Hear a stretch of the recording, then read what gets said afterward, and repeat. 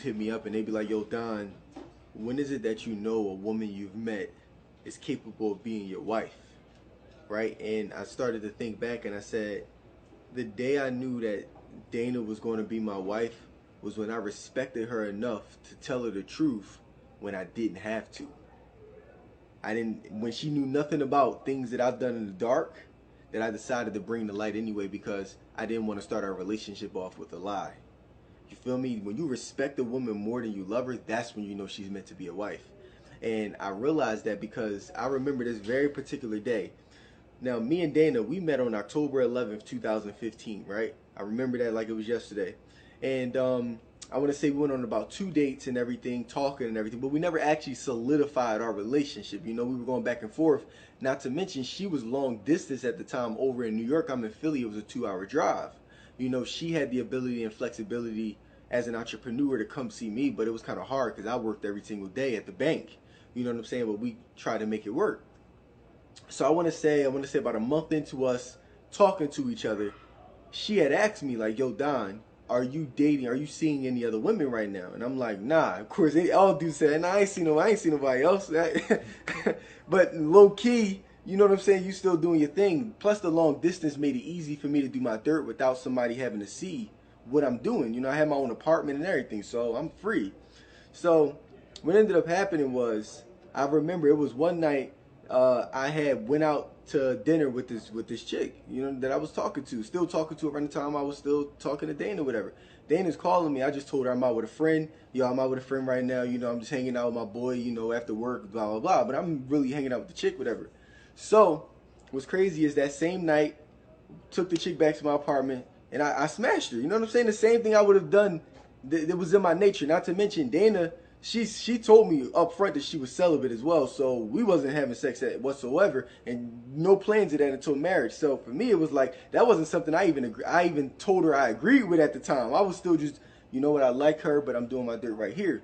What's funny is it's something about a woman's intuition too, and knowing that your habits change to where she didn't talk to me that night, so she just started asking questions the following morning, like, "What you do last night?" "Oh, I ain't nothing. I was just hanging out. I fell asleep early."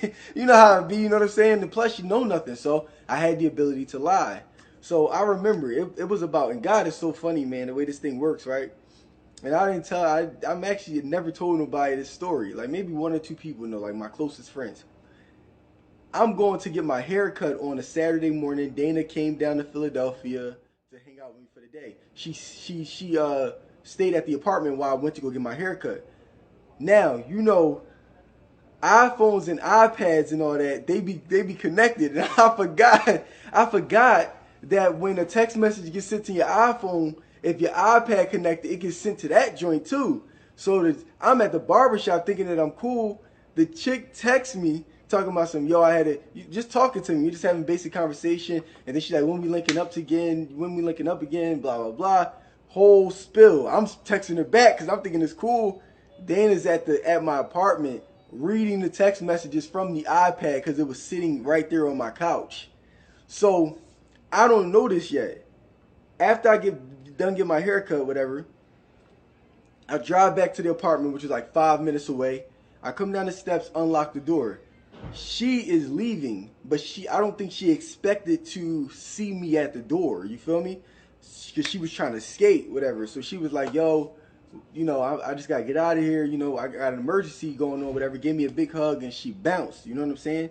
After she bounced, I'm like, that was odd. I thought we were spending the day together. She ain't telling me about no emergencies. So then I ended up going, looking around, looked at my couch, see that the iPad was open. I see all the messages. I'm like, oh. It didn't actually incriminate me. You feel me? Because I didn't say that I ever had sex with the shorty. I was talking to her too. So it didn't incriminate me. You feel me? But then I didn't hear from Dana in like 4 or 5 days. I'm calling her and everything. Not hit me back. And I'm like, damn, this is crazy.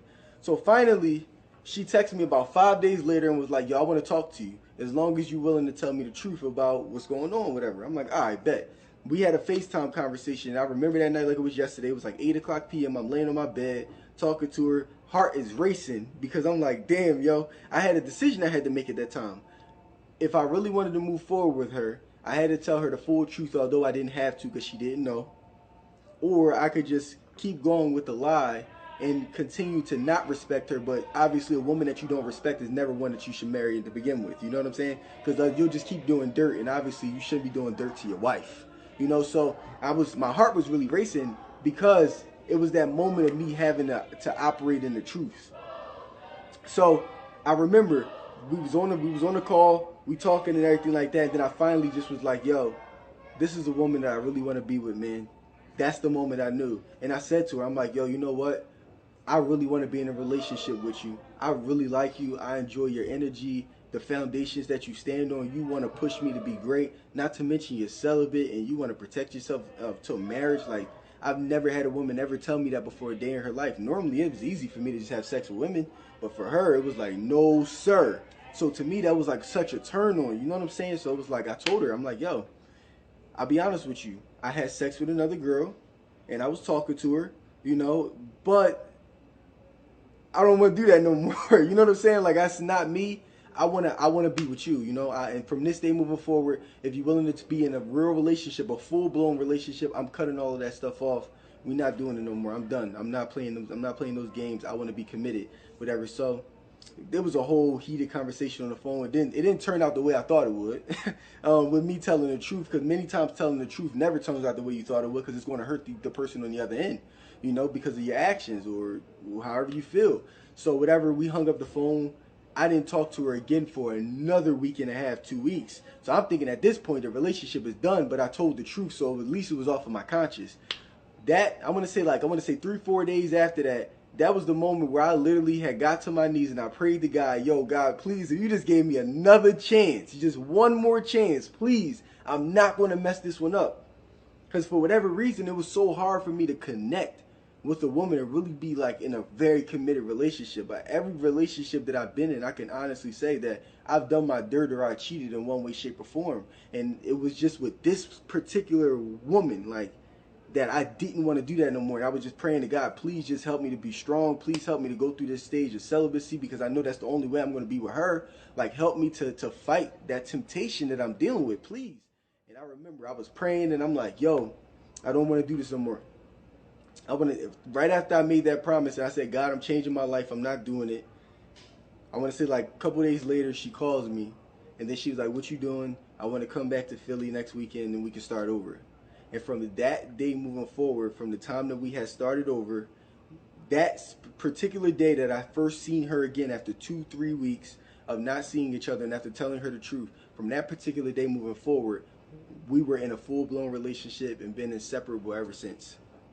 And that was the exact moment when I knew that she was my wife. You know, from that moment she was my wife. We didn't walk down the aisle and officially, but that was it. You know what I'm saying? I could have gave her a ring right there on the spot, and it was more so because of her, but it was really because of me and the fact that that was the first woman that I actually was dating at the time or talking to that I respected so much to not only tell the truth, but to change all of my ways and say, yo, God, please help me, because I want to be the right man for her.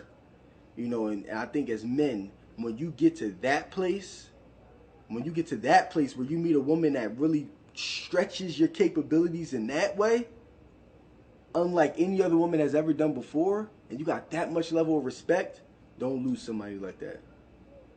Because you'll always remember that day over and over and over, no matter how many other women that you come across. Because there's nothing more satisfying than having one woman that not only just pours into you, wants you to be better, but she respects herself.